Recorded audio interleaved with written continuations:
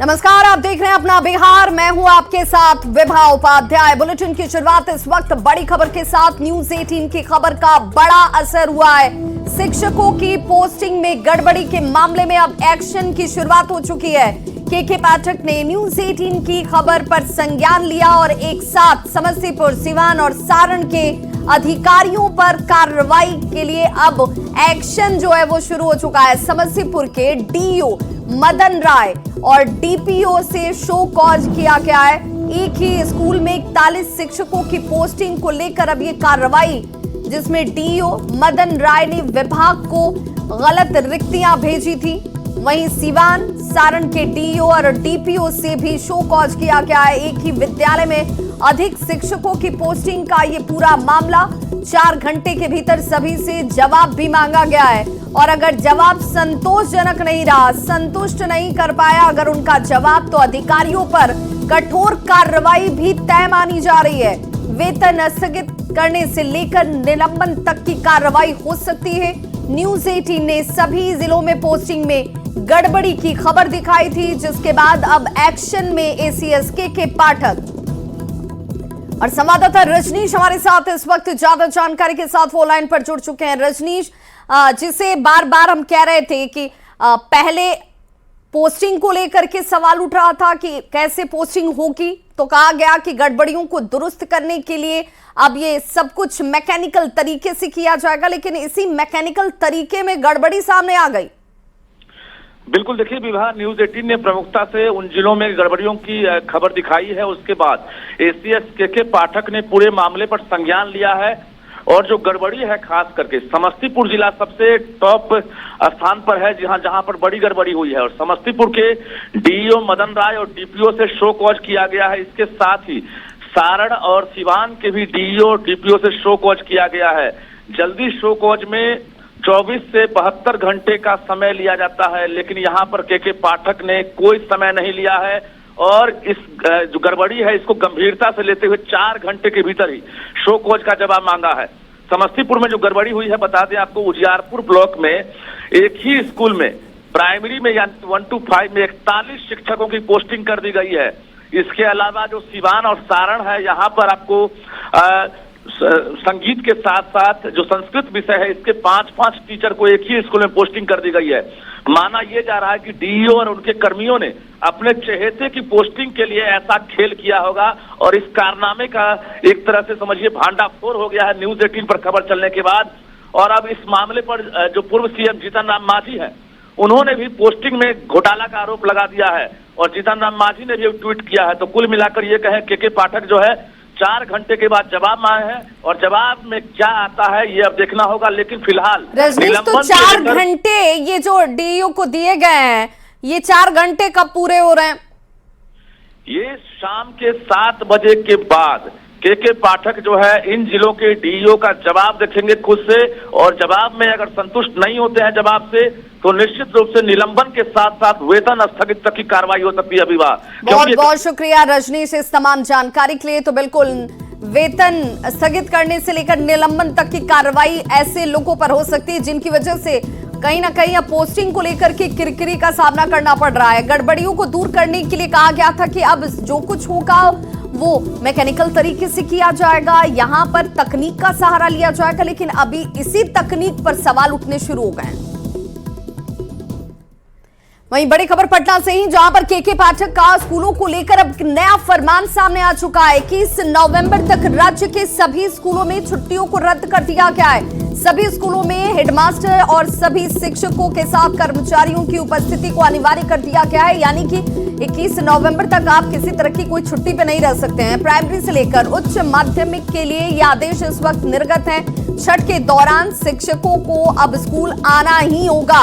17 नवंबर से लेकर 20 नवंबर तक छठ महापर्व, और ऐसे में पहले से जो तय छठ को लेकर छुट्टियां थी वो छुट्टियां अब रद्द हो चुकी हैं। सिर्फ बच्चों को इससे राहत दी गई है। बच्चों के लिए अवकाश पूर्ववत स्थिति में ही रहेंगे। के पाठक के इस नए आदेश के बाद अब शिक्षकों की परेशानी जरूर बढ़ गई है।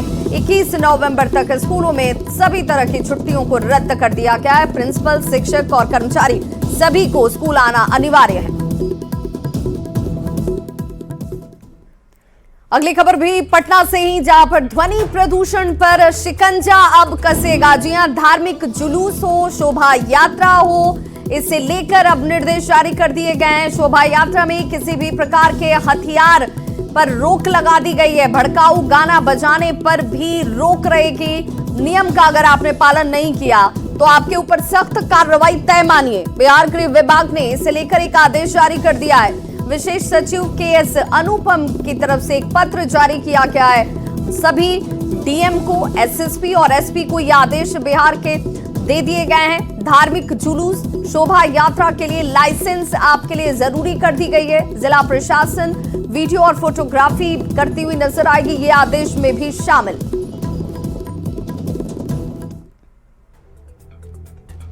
और बड़ी खबर जिसमें बिहार के मुख्यमंत्री की तरफ से एक बार फिर से बड़ी मांग को दोहरा दिया गया है। बिहार को विशेष राज्य का दर्जा मिले, इस मांग को एक बार फिर से दोहराते हुए नजर आए हैं बिहार के मुख्यमंत्री नीतीश कुमार।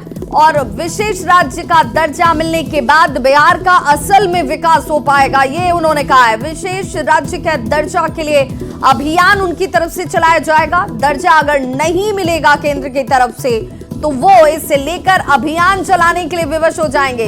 नीतीश कुमार की तरफ से ये बड़ा बयान।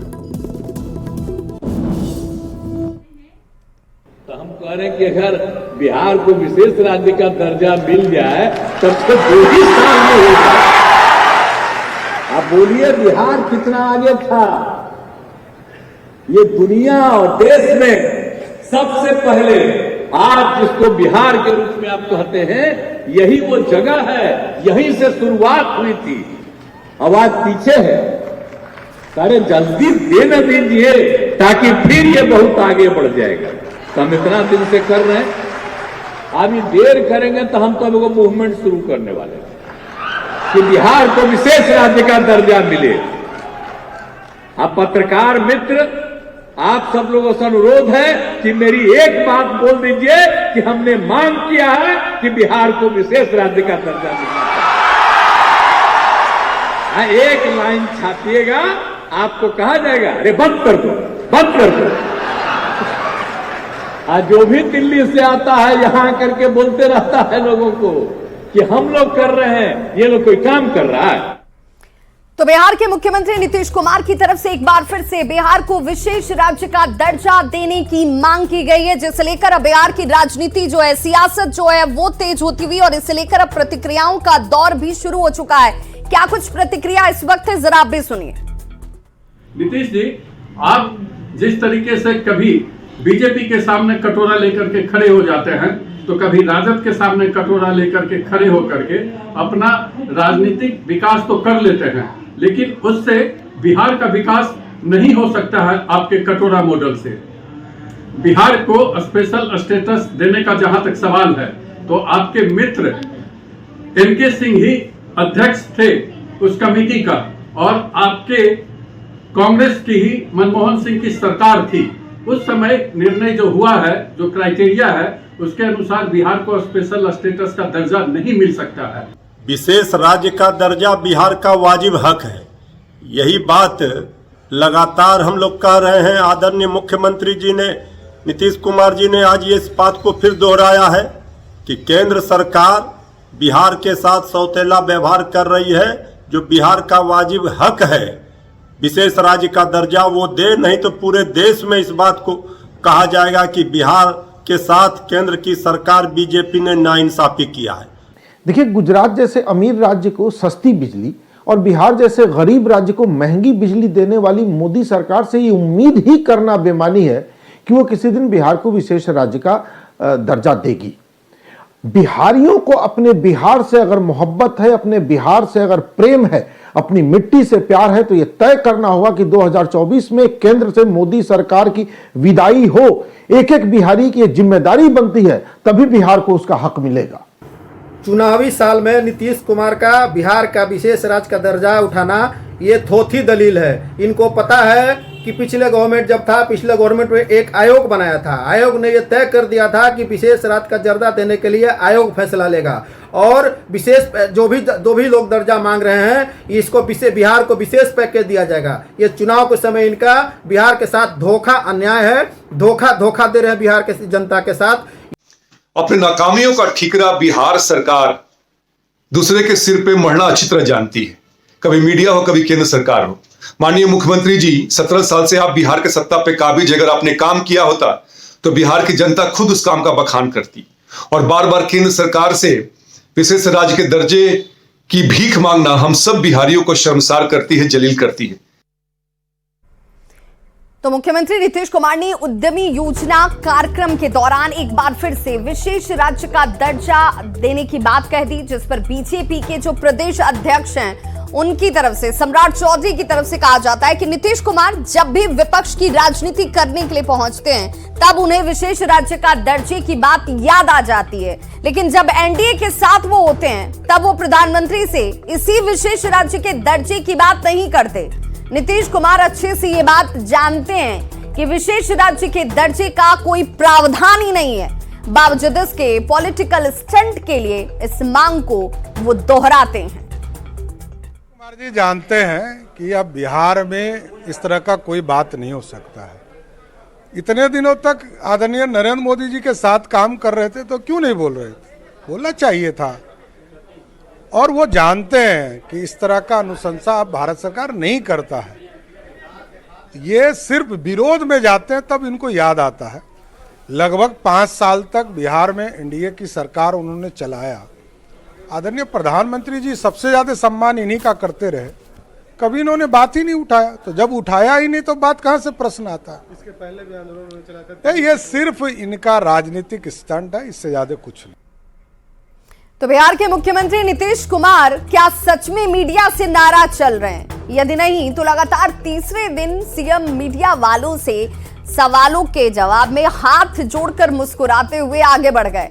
दरअसल मंगलवार को नेहरू जयंती के मौके पर आयोजित कार्यक्रम में भी मीडिया वालों ने जब उनसे सवाल पूछा तो नीतीश कुमार उनसे दूरी बना लेते हैं, हाथ जोड़कर सीएम वहां से निकल गए आगे। और फिर जो तस्वीर सामने आई अगले दिन बुधवार को बिरसा मुंडा की जयंती समारोह में, ऐसी ही कमोबेश वो भी तस्वीर थी। इस वक्त आपके टीवी स्क्रीन पर 3 तस्वीरें हैं और उस कार्यक्रम में भी मुख्यमंत्री नीतीश कुमार जब मीडिया वालों ने उनसे सवाल पूछा तो नीतीश ये कहकर आगे बढ़ गए कि आप लोगों की वो इज्जत करते हैं, चिंता मत कीजिए, ऐसा कहकर वो हाथ जोड़ लेते हैं। और तीसरी तस्वीर देख लीजिए गुरुवार की, आज भी उसी तरीके से तस्वीरें नजर आती हैं। पटना में मुख्यमंत्री उद्यमी योजना के तहत पहली किश्त जारी करने के बाद जब कार्यक्रम से वो बाहर निकल रहे थे उस वक्त न्यूज 18 संवाददाता ने जब मुख्यमंत्री से सवाल पूछा कि मीडिया से आखिर नाराज हैं क्या आप, इस पर सीएम हाथ जोड़कर मुस्कुराकर आगे बढ़ गए और बिहार को विशेष दर्जे की मांग वाली बात दोहराते हुए चलते बने।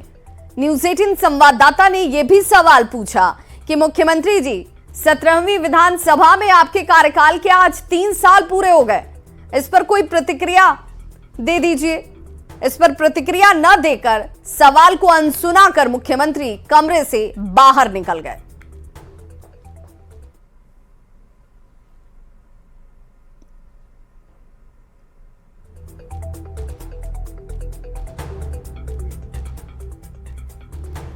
वैसे पटना में मुख्यमंत्री उद्यमी योजना के कार्यक्रम में बोलते हुए सीएम नीतीश कुमार एक बार फिर से मीडिया पर ही बरस पड़े। सीएम ने कहा कि हमारा काम मीडिया वाले नहीं छापते हैं, जबकि दूसरे का सब काम छापा जाता है। मीडिया वाले दिल्ली के दबाव में हैं।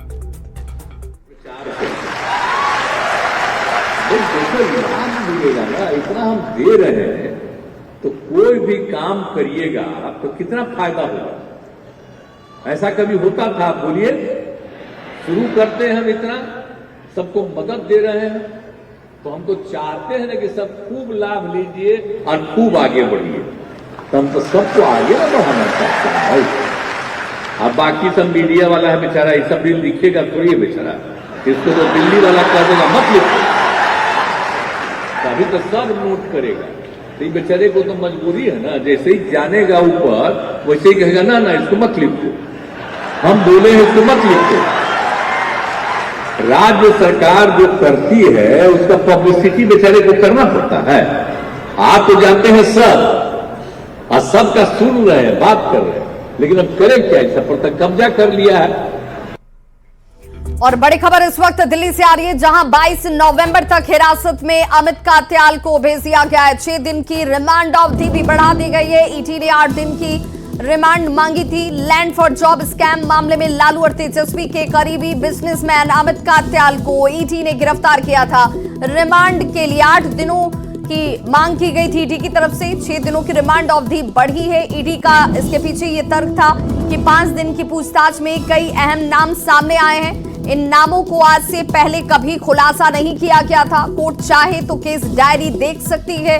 ईडी ने यह भी तर्क दिया कि सीबीआई ने सप्लीमेंट्री चार्जशीट में एके इन्फो सिस्टम को आरोपी बनाया है। ईडी ने कहा है कि 3 लोगों को सम्मन किया गया है। जिन लोगों को सम्मन किया गया है उनसे जो है कन्फ्रंट करवाना है। ट्रांजैक्शन के बारे में पूछताछ उनसे करनी है। ईडी ने यहां तक कहा कि जांच अभी अहम स्टेज पर है और इसलिए कात्याल की हिरासत में पूछताछ की जरूरत है। तो बड़ी खबर इस वक्त 6 दिन की रिमांड अवधि अमित कात्याल की बढ़ाई गई है। ऐसे में बहुत अमित कात्याल ये करें कि उनके ऊपर बहुत दबाव है, लेकिन सवाल ये है कि आखिर दबाव किसका है। दिल्ली संवाददाता सुशील पांडे हमारे साथ इस वक्त जुड़ चुके हैं फोन लाइन पर। सुशील, 6 दिन की रिमांड अवधि ईडी को इस वक्त मिली है। जी बिल्कुल, देखिए 6 दिन की फिलहाल ईडी की कस्टडी एक बार फिर से अमित कात्याल की मिली है, जिसमें ईडी तमाम अमित कात्याल के जरिए पूछताछ करना चाहती है कि जो फिलहाल आरोप लगाए गए हैं कि जो शेयर कंपनियां बनाई गई थी लैंड फॉर जॉब के मसले पे, उसमें और कौन कौन लोग इन्वॉल्व हैं। क्योंकि साबकाओं से आज ईडी ने ये जरूर कहा कि अमित कात्याल जो एके इन्फोसिस कंपनी के प्रमोटर हैं, उसी कंपनी के जरिए जिन लोगों से जमीन ली गई थी उन लोगों को रेलवे ग्रुप डी में नौकरी दी गई।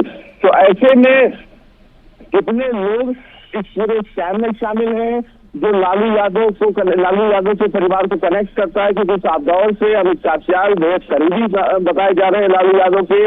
और इसीलिए ईडी ने आज कई बड़े खुलासे किए। ईडी की तरफ से कोर्ट में ये कहा गया कि पूरे मामले में जिन लोगों के सामने कन्फ्रंट करवाया गया है उन लोगों से पूछताछ की जा रही है, लेकिन ऐसे बड़े नाम फिलहाल ईडी की तरफ से बताए गए हैं जो ये कहा गया है कि केस डायरी में शामिल है और जब इस पूरे मामले में चार्जशीट दाखिल की जाएगी तो कोर्ट इस पूरे मामले को देख सकेगा। सबसे महत्वपूर्ण बात यह है कि लैंड फॉर जॉब के बिल्कुल, बहुत बहुत शुक्रिया सुशील पांडे इस तमाम जानकारी के लिए। तो 6 दिन की रिमांड अवधि बढ़ चुकी है। अब ये 6 दिन में और पूछताछ जो है अमित कात्याल से इस वक्त ईडी की टीम करती नजर आएगी। और अब बात प्रशांत किशोर की। प्रशांत किशोर ने एक बार फिर से तेजस्वी यादव की योग्यता को लेकर जमकर निशाना साधा है। प्रशांत किशोर ने कहा कि लालू यादव के लड़के हैं और इसीलिए डिप्टी सीएम बने हुए हैं। क्रिकेट खेलने गए तो वहां भी धोते थे पानी। ये बयान इस वक्त प्रशांत किशोर का। इन लोगों को क्या मतलब है इस चीजों से? गया, उलूल जलूल बकवास किया, लोगों को जाति धर्म में बांटा, पैसा शराब बालू का काम किया, पैसा वसूल के टिकट बांटा। जात के नाम पर लोग गरीबी में मजबूरी में वोट दे देते हैं, उसके बाद नेता बनकर ज्ञान दे रहा है। और आप लोग भी बड़का सवाल किए जा रहे हैं तेजस्वी यादव। तेजस्वी यादव की क्या पहचान है? नौवा फेल आदमी है। क्रिकेट खेलने गए तो उसमें पानी ढोते थे। कौन सा ऐसा बड़ा पराक्रम कर लिया? लालू जी के लड़के हैं इसलिए सब लोग जानता है। लालू जी के लड़के हैं इसलिए राजद के नेता हैं। राहुल गांधी राजीव गांधी के लड़के इसलिए कांग्रेस के नेता, उनसे देश के नेता थोड़े ना हो जाएंगे। आपके बाबूजी की पार्टी है तो कोई भी बन जाएगा। आपके बाबूजी का दुकान है तो आप पढ़िए चाहे लखेरा रहिए, जाके दुकान पर बैठ जाइएगा, दुकान का मालिक हो जाइएगा। उसमें आपकी योग्यता क्या है? तो प्रशांत किशोर ने बेहद जोरदार तरीके से तेजस्वी यादव को लेकर हमला किया। इस बुलेटिन में बस इतना ही। चलते चलते नजर डालते हैं इस वक्त की हेडलाइंस।